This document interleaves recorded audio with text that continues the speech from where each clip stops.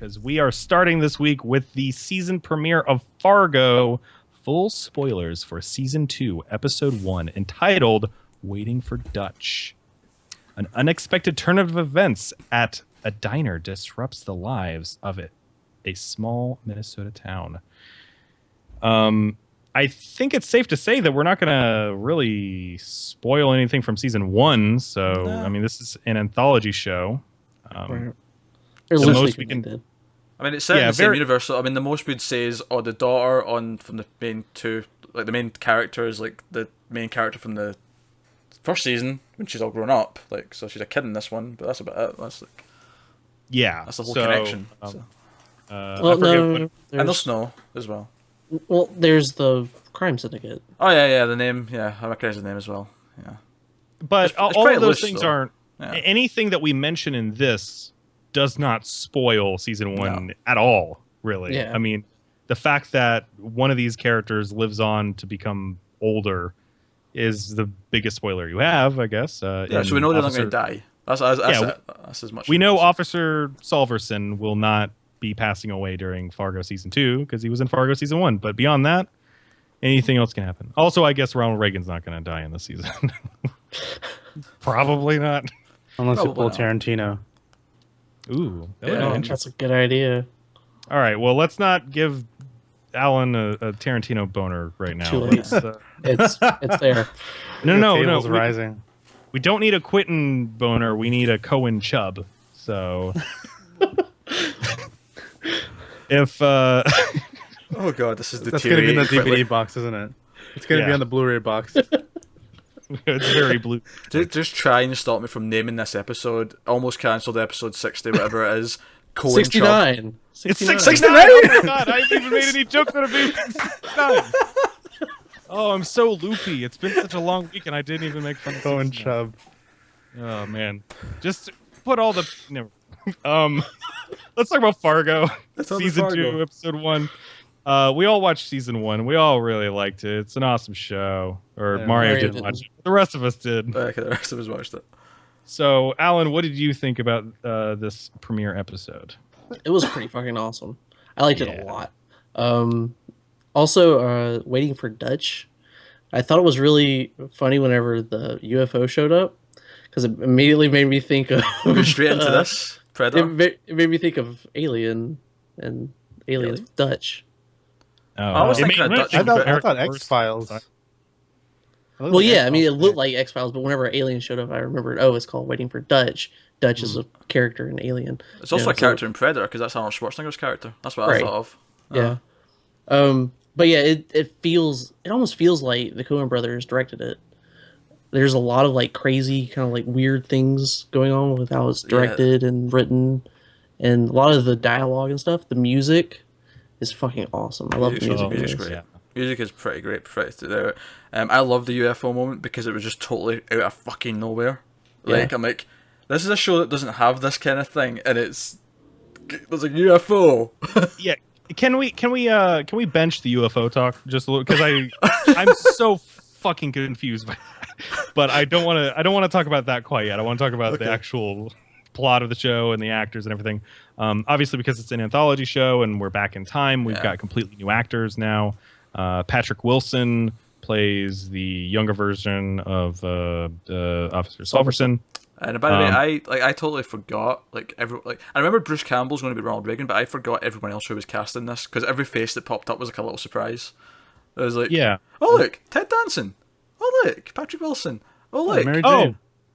yeah, Kirsten yeah, Dunst. Kirsten Dunst. Also, Fat. Todd from Breaking Bad. Oh, that's who that is. I was referring to him the entire time as chubby Matt Damon. I was doing the same thing too. He showed up. I was like, Matt Damon's supposed to be in this season, right? And then he showed up at the butcher's desk or whatever. I was like, oh god, Matt Damon got fat. He came back from I Mars. almost He was called him like, Fat Damon. he came back from Mars. He was like, I need some cheeseburgers in You me. broke Alan.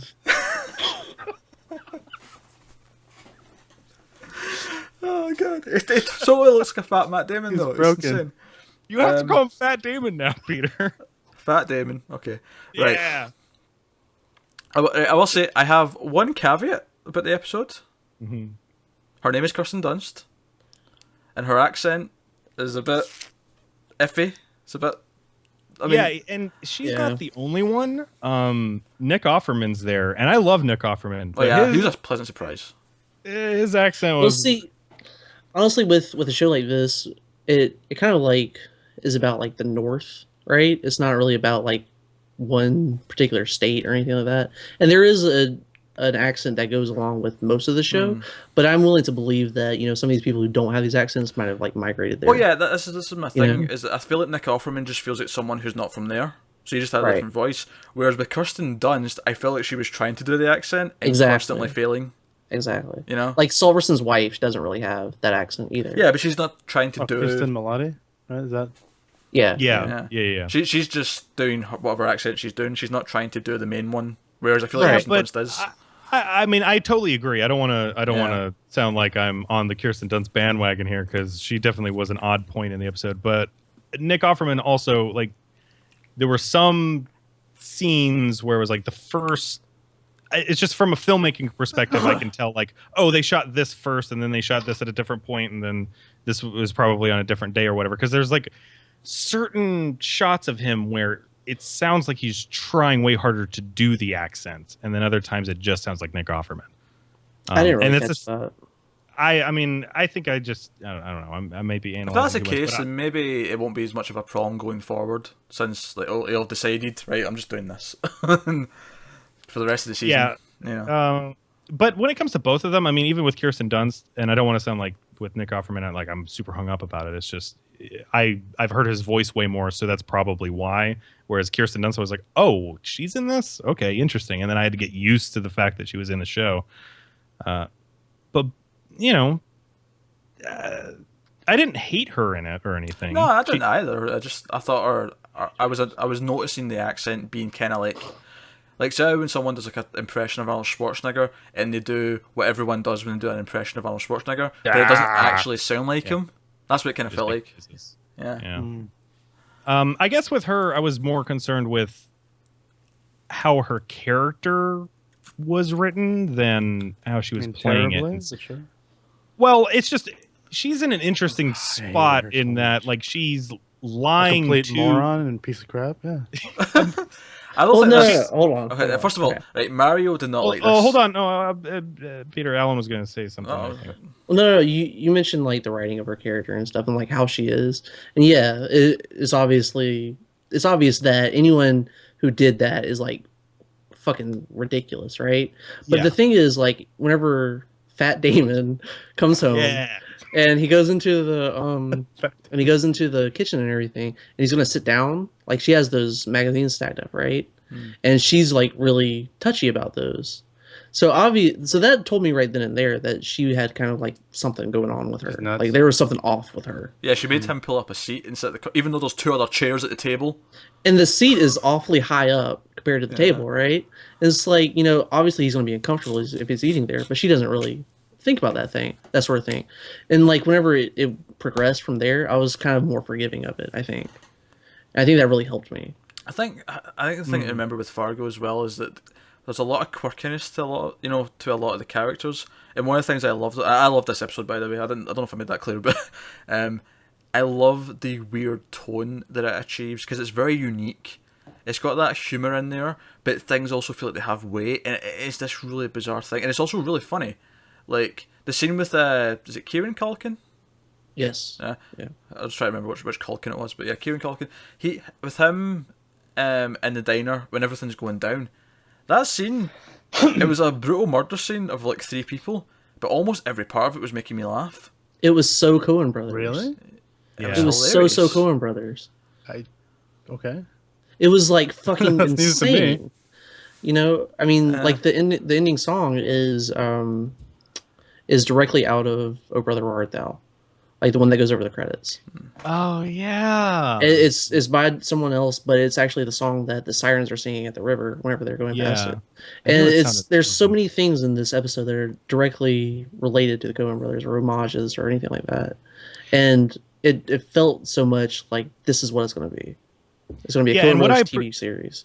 Exactly, and I really appreciate that this time around it was more in that feeling, in that spirit of the Coen brothers, as opposed to, and I loved the first season of Fargo, but there were way more direct comparisons between characters from the movie to the first season of TV show. Right. It's like William H. Macy's character and Martin Freeman's character are almost exactly the same, and their names are extremely similar too. And it doesn't stop there. Like, you keep going down the list. You got the two hitmen, one that doesn't talk at all, and one that's very chatty. It's like it's all awesome and Coen Brothers-y, but it was also establishing, this is going to be like that. This is, like you were saying, Alan, extending a little bit more into just all of Coen Brothers a little bit. Because you get that kind of like rural feel that you see a lot in Oh Brother Art Thou, right? Because there's like a farmhouse and there's all this other stuff that's kind of like desolate. I've never seen Oh Brother Art Thou, but the Coen stuff that I generally like is stuff like Fargo, like No Country for Old Men. Because like, the first season almost kind of had that with Billy Bob Thornton, the sort of the unstoppable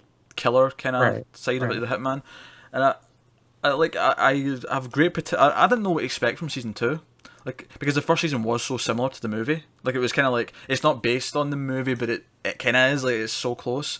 Whereas with this season got into it, I was like, this could be terrible, this could be whatever. But after one episode, I'm like, well, True Detective season 2 can go suck a dick, because Fargo just showed them how it's done. That's the theme of Mount Fuzz this month. Yeah. So can we agree that after True Detective season 2 and American Horror Story Hotel, that Fargo is officially the best seasonal anthology show? So far, yes. Yes. So far, yes. It's awesome. Absolutely. And that's saying something, because this episode had Brad fucking Garrett in it. So, hey, I like Brad Garrett. Yeah. What? Okay. Interesting. I like this character, Honorable as Raymond. I also like Saul motherfucking Ty showing up from Battlestar Galactica. Yeah. There's a lot of people in this. A lot of faces.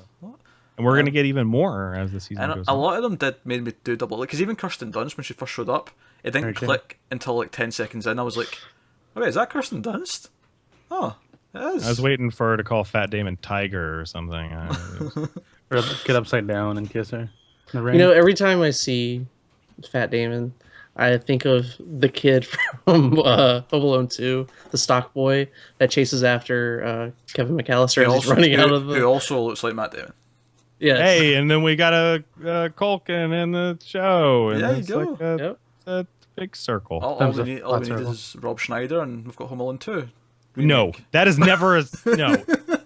Okay, the sentence "all we need is Rob Schneider" is blasphemy, and you never need to say that ever in your life. Well, hold on. What if I'm talking about a big bonfire where we're throwing people into it? What? Oh, I really like Rob Schneider. I also as a wouldn't want to person. murder a human being. No, every time I've ever heard him on a podcast, he's hilarious and awesome. You can do it. Well, he hasn't been funny in any movie I've seen him in for at least 15 years. I always find him really funny when he's an Adam Sandler movie. Because like his whole role with what is that one movie where she forgets her memory, like she remembers, 50 like, First Dates. Yeah, where he tries to be the guy that he has an accent and he thinks sharks are friendly and nice. He's like, then why are you bleeding? Because I got a fucking shark bite. But they're really friendly, I promise. Do you know, that shit was really funny. Do you know, I just want to point out that Mario didn't like Fargo and we were all loving it, and then went on to defend Rob Schneider. As a person. I want to point out. I'm not defending like the animal or any of that garbage. I think that he's really Mario funny. doesn't like the quirky aspects of it, but I think he would like the actual story elements of it. Maybe. The movie I can't get into either. Like, to me, this was borderline terrible. Like, this was just terrible. Wow. I didn't like anything about this. I seriously can't stand watching another episode of this. Oh, I Like, love the accent. God. The accent is like nails on a chalkboard to me. Like, I can't take them seriously. They all sound like cartoon characters to me. Like, it doesn't sound real. See, Because they remind me of the mom from Bobby's World. Is it in a weird way? I kind of agree with part of that. I agree that it makes them sound kind of cartoony, but for me, that adds to the weird tone that the show has. I think that makes it feel more realistic, honestly, because Yeah. it's something that you don't hear all the time, and you actually have a show about it.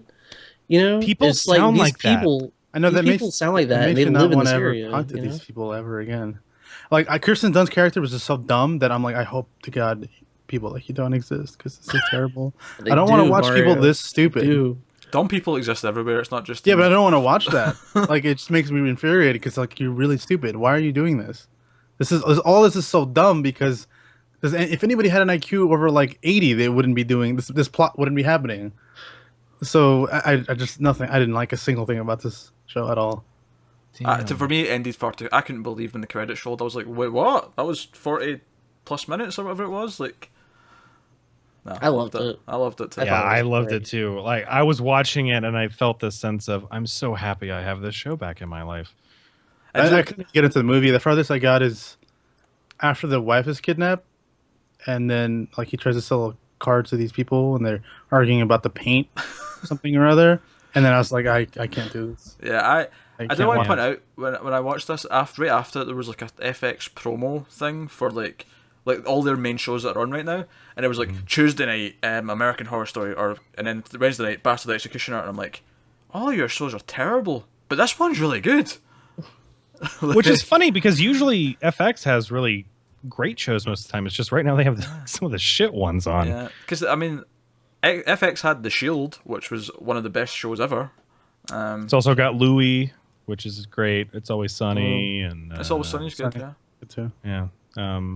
But anyway, we've got to move on because Yeah. the show will just keep going longer. But and Fargo episode 1, great. I'm Yeah. looking forward to Bruce Campbell. Yeah, eventually. It was funny. The episode started with Ronald Reagan's name, and I was like, "Oh, we're gonna see him first thing." No. I was gonna hold off on the alien stuff, but we also don't know anything that's going on there, and I'm sure it's gonna come up again. Because if it doesn't, I'm gonna be super, super, super Well, pissed. it doesn't actually need to though, because he's the only one that saw it, Yeah, and now he's he's dead. dead. Oh, I just God. love But the that's moment. so. I love the Okay. moment. It was just so out there and random. I was like, "Are we doing this? Are we actually doing this? This is great." I got flashbacks of Asylum, and it was just weird.